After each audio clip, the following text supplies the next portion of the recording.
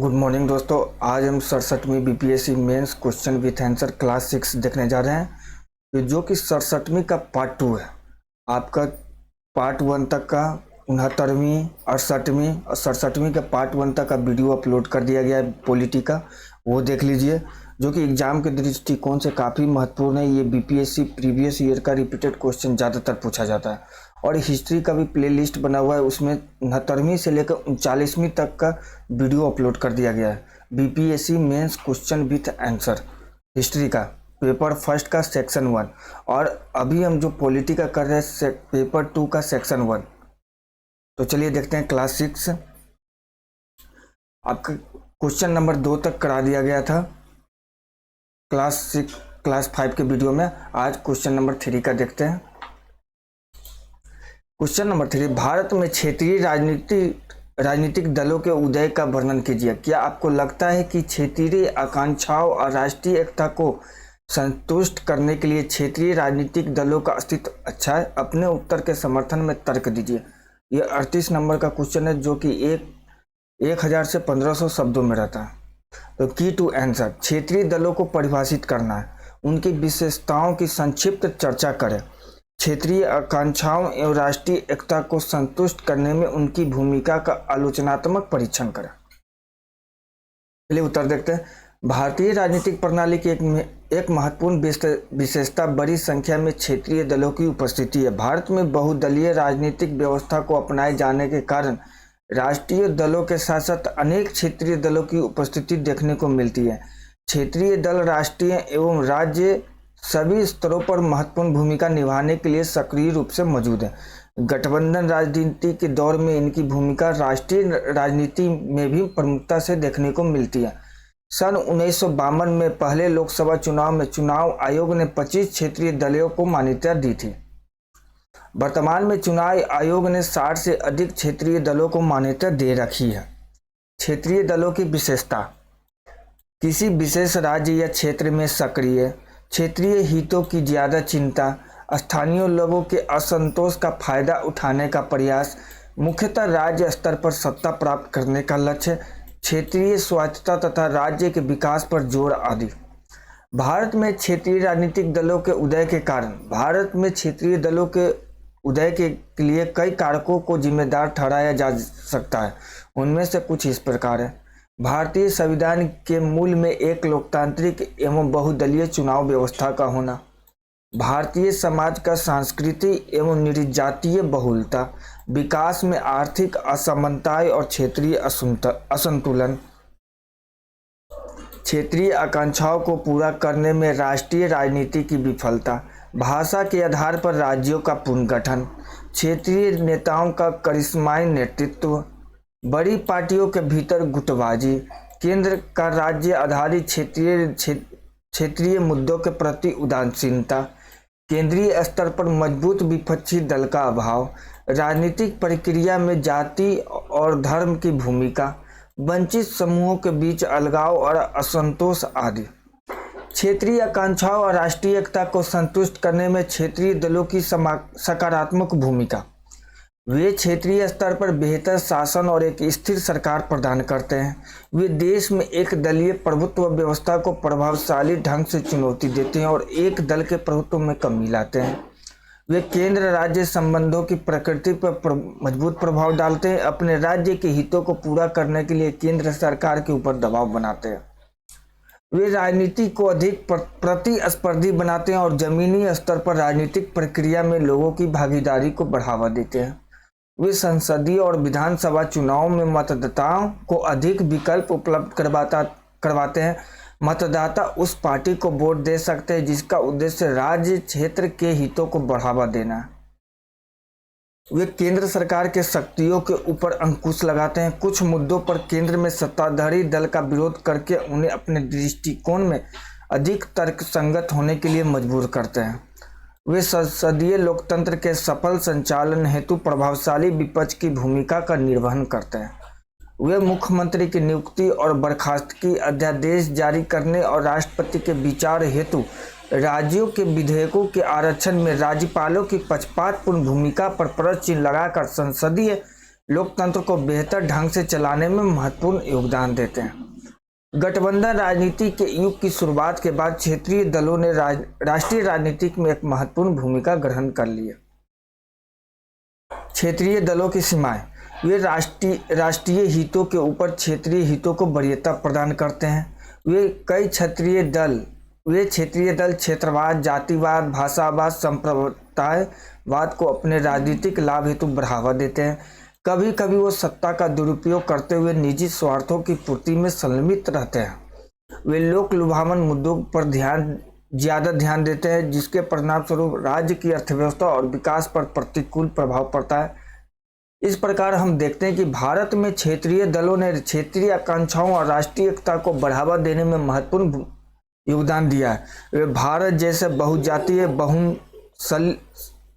बहुनस्लीय, बहुधार्मिक और बहुभाषाई समाजों में वयस्क मताधिकार पर आधारित एक लोकतांत्रिक प्रणाली का स्वाभाविक परिणाम है। अतः उनके विकास ने कुछ सीमाओं के बावजूद भारतीय लोकतंत्र को मजबूती प्रदान करने में महत्वपूर्ण योगदान दिया। की टू रिमेंबर, क्षेत्रीय दलों के उदय के विभिन्न कारकों यथा भारत की सामाजिक एवं सांस्कृतिक बहुलता, भाषाई विविधता, क्षेत्रीय नेताओं का करिश्माई नेतृत्व आदि को याद रखें। भारतीय राजनीति में उनकी सकारात्मक भूमिका के साथ सीमाओं के प्रति समझ बनाएं। क्वेश्चन नंबर 4, एक स्वतंत्र न्यायपालिका जिसे न्यायिक समीक्षा की शक्ति प्राप्त है, भारत के संविधान की एक प्रमुख विशेषता है। क्या आपको लगता है कि न्यायिक सक्रियता ने सर्वोच्च न्यायालय की शक्तियों को और बढ़ा दिया है? उदाहरण सहित समझाइए। क्वेश्चन नंबर 4, एक स्वतंत्र न्यायपालिका जिसे न्यायिक समीक्षा की शक्ति प्राप्त है, भारत के संविधान की एक प्रमुख विशेषता है। क्या आपको लगता है कि न्यायिक सक्रियता ने सर्वोच्च न्यायालय की शक्तियों को बढ़ा दिया है? उदाहरण सहित समझाइए। की टू रिमेंबर, न्यायिक समीक्षा को परिभाषित करते हुए इससे जुड़े संवैधानिक संबंध, विकास क्रम एवं विशेषताओं का उल्लेख करें। न्यायिक सक्रियता की अवधारणा को स्पष्ट करें। न्यायिक सक्रियता से जुड़े महत्वपूर्ण न्यायिक निर्णयों का उल्लेख करते हुए उसके सकारात्मक प्रभाव का वर्णन करें। चलिए उत्तर देखते हैं। न्यायिक समीक्षा का तात्पर्य सर्वोच्च न्यायालय द्वारा संविधान तथा उसकी सर्वोच्चता की रक्षा करने की व्यवस्था से है। यदि संघीय संसद या राज्य विधानमंडलों द्वारा संविधान का अतिक्रमण किया जाता है, अपनी निश्चित सीमाओं के बाहर कानूनों का निर्माण किया जाता है या मौलिक अधिकारों के विरुद्ध कानूनों का निर्माण किया जाता है, तो संघीय संसद या राज्य विधानमंडल द्वारा निर्मित ऐसी प्रत्येक विधि अथवा संघीय या राज्य प्रशासन द्वारा किए गए प्रत्येक कार्य को सर्वोच्च न्यायालय अवैधानिक घोषित कर सकता है। सर्वोच्च न्यायालय की इस शक्ति को ही न्यायिक समीक्षा की शक्ति कहा जाता है। राज्यों के संबंध में इस शक्ति का प्रयोग संबंधित राज्य के उच्च न्यायालय द्वारा किया जा सकता है। न्यायिक समीक्षा की शक्ति का तात्पर्य कानूनों की वैधानिकता के परिरक्षण की शक्ति से है। अनुच्छेद 131 और 132 सर्वोच्च न्यायालय की संघीय तथा राज्य सरकार द्वारा निर्मित विधियों के समीक्षा का अधिकार देता है। इसी प्रकार संविधान के अनुच्छेद 13 और 32 मौलिक अधिकारों के संबंध में सर्वोच्च न्यायालय को इसी प्रकार की शक्ति प्रदान करते हैं। इस संबंध में अनुच्छेद 246 के तहत राज्य के द्वारा निर्मित कानून पर परीक्षण का अधिकार उच्च न्यायालय को दिया गया है। इस प्रकार भारतीय संविधान में न्यायिक समीक्षा को दो शक्तिशाली आधार, संघात्मक व्यवस्था और मौलिक अधिकार प्रदान किया गया है। भारत में न्यायिक समीक्षा अमेरिका के संविधान से ग्रहण किया गया है, किंतु भारत में इसके अधिकार अमेरिका की तुलना में सीमित है। फिर भी हमारे संविधान की मर्यादा की रक्षा के लिए महत्वपूर्ण है, जिनके प्रकृति इस प्रकार है। क, न्यायिक समीक्षा की शक्ति उच्चतम न्यायालय तथा उच्च न्यायालय दोनों को प्राप्त है, लेकिन उच्च न्यायालय के विरुद्ध उच्चतम न्यायालय में अपील दायर हो तो ऐसी स्थिति में उच्चतम न्यायालय का ही निर्णय अंतिम होगा। न्यायिक समीक्षा की प्रक्रिया में सिर्फ कानून की संवैधानिकता पर विचार किया जाता है। साधारण कानूनों की तरह संविधान संशोधन अधिनियमों का भी न्यायिक पुनर्विलोकन संभव है। न्यायिक समीक्षा की प्रक्रिया में विधायिका द्वारा लिए गए निर्णय को निरस्त करने के लिए कानूनों में संशोधन किया जाता है। अंग, न्यायालय कानून की वैधता को मानकर आगे बढ़ाता है और इस कानून को चुनौती देने वाले व्यक्ति को दायित्व होता है कि उसे असंवैधानिक सिद्ध करे। न्यायिक समीक्षा के समय न्यायपालिका बदली हुई सामाजिक आर्थिक परिस्थितियों को ध्यान में रखते हुए कानूनों की व्याख्या करता है और कानून की व्याख्या के लिए न्यायालय की प्रगति संरक्षण दृष्टिकोण का सहारा लेता है। 6. सर्वोच्च न्यायालय न्यायिक समीक्षा की शक्ति के द्वारा ऐसे किसी भी कानून का परीक्षण कर सकता है जो मौलिक अधिकारों का उल्लंघन करता हो या संविधान में शक्ति विभाजन योजना के प्रतिकूल हो। संवैधानिक दृष्टिकोण से भारत एक लोकतांत्रिक एवं कल्याणकारी देश है जिसमें न्यायपालिका की भूमिका इस सजग प्रहरी की है। विगत कुछ वर्षों में न्यायपालिका द्वारा देश की राजनीतिक, प्रशासन एवं सामाजिक आर्थिक जीवन में व्याप्त सुस्ती, भ्रष्टाचार एवं अन्याय के निवारण हेतु अनेक निर्णय प्रेषित किए गए हैं।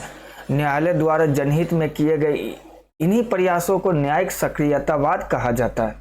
यह एक नवीन धारणा है तथा इस संदर्भ में न्यायपालिका ने सक्रियता दिखाते हुए जनहित से संबंधित अनेक निर्णय दिए हैं। न्यायिक सक्रियता की अवधारणा सर्वप्रथम अमेरिका में 20वीं शताब्दी में विकसित हुई, जबकि भारत में इसका प्रारंभ 1986 ईस्वी में माना जाता है तथा इसका श्रेय सर्वोच्च न्यायालय के भूतपूर्व मुख्य न्यायाधीश PN भगवती को जाता है। न्यायिक सक्रियता का आशय नागरिकों के अधिकारों के संरक्षण के लिए तथा समाज में न्याय को बढ़ावा देने के लिए न्यायपालिका द्वारा आगे बढ़कर भूमिका लेने से।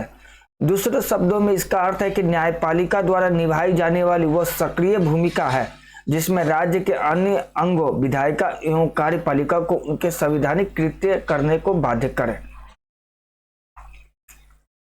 ताज संरक्षण हेतु आगरा एवं मथुरा की औद्योगिक इकाइयों को नोटिस, दिल्ली महानगर पालिका को सार्वजनिक वाहनों को CNG से चलाने हेतु निर्देश, गंगा के किनारे एवं दिल्ली में यमुना के किनारे पर अवस्थित आवासीय क्षेत्रों में चल रही फैक्ट्रियां एवं औद्योगिक इकाइयों को स्थानांतरण करने संबंधी निर्देश, चुनाव सुधारों पर सरकार को कारण बताओ नोटिस, राजनीति में अपराधी को रोकने की दिशा में निर्वाचन आयोग का आवश्यक दिशा निर्देश आदि न्यायिक सक्रियता के नवीन एवं ज्वलंत उदाहरण है। न्यायिक सक्रियता ने सर्वोच्च न्यायालय की शक्तियों को बढ़ा दिया है। इसे निम्न रूप से समझा सकता है। न्यायिक सक्रियता ने सर्वोच्च न्यायालय की शक्तियों को बढ़ा दिया है। इसे निम्न रूप से समझा जा सकता है। न्यायिक सक्रियता का ही परिणाम था कि श्रीमती हिंगो रानी के प्रयास से बिहार के भागलपुर जिला में सैकड़ों कैदियों को न्याय मिला। भागलपुर के आंख फोड़वा कांड, एशियार श्रमिक केस 1912, बंधुआ मुक्ति मोर्चा बनाम संघ, रुदल शाह बनाम बिहार राज्य, चर्मकारों के शोषण से संबंधित मामले, अल्पसंख्यकों के हितों से संबंधित मामले जैसे साहबानो केस, आगरा में चर्मकार उद्योग पर प्रतिबंध, सुनील बत्रा बनाम दिल्ली प्रशासन, औद्योगिक प्रदूषण से संबंधित मामले आदि को न्यायिक सक्रियता के सकारात्मक पहलू के अंतर्गत रखा जा सकता है जिसमें न्यायालय द्वारा न्याय प्रदान किया गया है। इसके साथ ही प्रियदर्शनी मट्टू एवं जेसिका लाल केस में न्याय सक्रियता का ही परिणाम था। इन्हें न्याय मिल पाया। इसी प्रकार एक NGO PUCL की जनहित याचिका पर सर्वोच्च न्यायालय ने निर्वाचन आयोग के लिए दिशा निर्देश जारी किया कि नामांकन के समय प्रत्येक उम्मीदवार को अपनी आपराधिक पृष्ठभूमि एवं संपत्ति का ब्यौरा देना होगा। न्यायिक सक्रियता का ही परिणाम था कि हवाला कांड सामने आया जिसमें CBI जैसे महत्वपूर्ण संस्थान को न्यायालय की काफी फटकार सुननी पड़ी। इसके अतिरिक्त न्यायालय की पर्यावरणीय सक्रियता के तहत ताजमहल को बचाने का आदेश, 2G घोटाले में सुप्रीम कोर्ट ने 122 दूरसंचार लाइसेंस और 8 दूरसंचार कंपनियों को आवंटित स्पेक्ट्रम को इस आधार पर रद्द कर दिया कि आवंटन की प्रक्रिया त्रुटिपूर्ण थी। लेकिन बाद में 2G घोटाला सिर्फ निराधारोप साबित हुआ। सुप्रीम कोर्ट ने 2018 में कुछ अपवादों के साथ दिल्ली NCR क्षेत्र में पटाखों पर प्रतिबंध लगा दिया। इस प्रकार हम कह सकते हैं राष्ट्रहित और जनहित में देश की अदालतों में न्यायिक सक्रियता का एक सकारात्मक उपचार है। की टू रिमेम्बर, न्यायिक समीक्षा और न्यायिक सक्रियता संबंधी अवधारणा को समझें। न्यायिक समीक्षा के महत्वपूर्ण आधारों पर यथा मूल अधिकारों, संविधान की मूल ढांचा आदि के संदर्भ में मौलिक समझ विकसित करें। न्यायिक सक्रियता के महत्वपूर्ण उदाहरणों, निजता का अधिकार मामला, सबरीमाला मामला आदि को याद रखें। तो दोस्तों इसी के साथ आपका क्लास 6 में आपका 67वीं बीपीएससी मेंस का पेपर 2 का section first question with answer समाप्त हुआ और 66वीं का कल से स्टार्ट करेंगे। तो आप इसको बढ़िया से एक बार पढ़िए और अपने शब्दों में लिखने का प्रयास करिए, जो कि बहुत महत्वपूर्ण है। तो थैंक यू।